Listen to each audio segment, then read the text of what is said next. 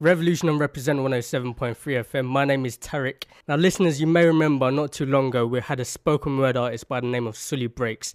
Came down, dropped a live session, and a lot of you were excited about that. I was excited this morning when I opened up a package, had no idea what it was. Opened it up, put it in the player, pressed play, and it totally blew me away. It's his brand new piece from his brand new The Dorm Room EP.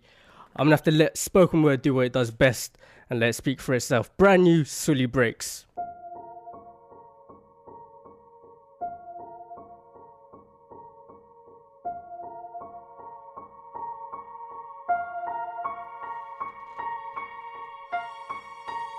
Right now, there is a kid finishing parents' evening in a heated discussion with his mother, saying, why does he have to study subjects he will never ever use in his life?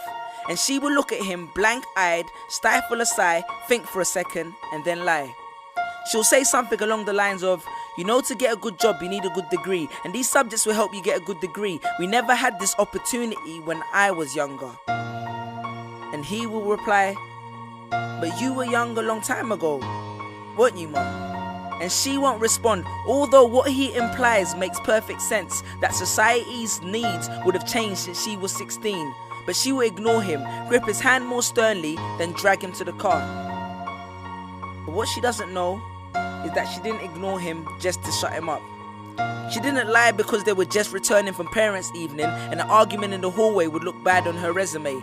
She won't lie because she's just spent the last 1 hour convincing a stern-faced teacher that she will ensure that her child studies more at home. No, she will lie simply because she does not know any better herself. Although her whole adult life she has never used or applied Pythagoras' theorem, pathetic fallacy, and still does not know the value of x, she will rely on society to tell her that her child, who has one of the sharpest minds in the school, is hyperactive, unfocused, easily distracted, and wayward. Students, how many equations, subjects, and dates did you memorize just before an exam never to use again?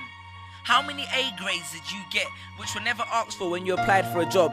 How many times have you remembered something 5 minutes just after the teacher said stop writing, only to receive your results 1 month later to realize that you were only 1 mark short of the top grade? Does that mean remembering 5 minutes earlier would have made you more qualified for a particular job? Well, on the application form it would have. We all have different abilities, thought processes, experiences, and genes. So why is a class full of individuals tested by the same means?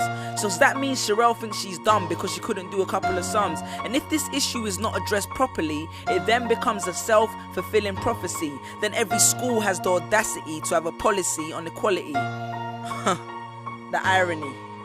Exams are society's methods of telling you what you're worth.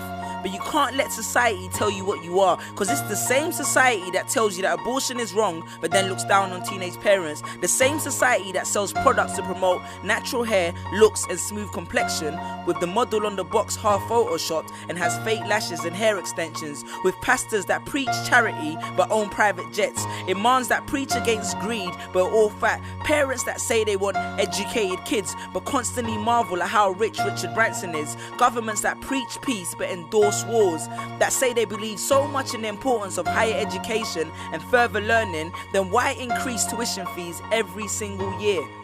I believe Miss Jefferson when she took me into the office and said that my exams would be imperative to my success, because we was taught to always follow when Miss Jefferson led. But then I took Jefferson out of the equation and learned to think for myself. I realized we was taught to always follow when Miss led. The irony.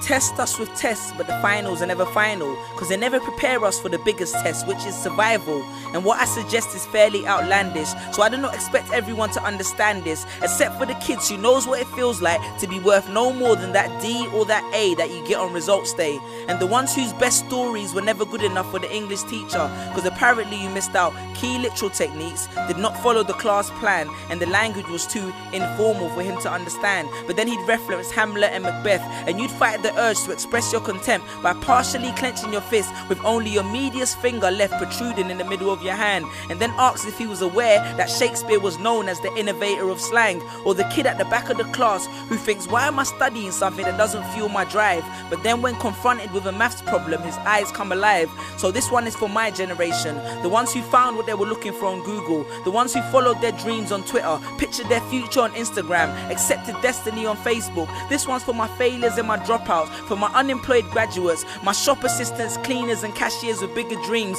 my self-employed entrepreneurs, my world changers and my dream chasers. Because the purpose of why I hate school but love education was not to initiate a worldwide debate, but to let them know that whether 72 or 88, 44 or 68, we will not let exam results decide our fate. Peace. Just these pictures on my phone, sitting all alone, visualizing home. And all my friends were just these pictures on my phone, pictures on my phone.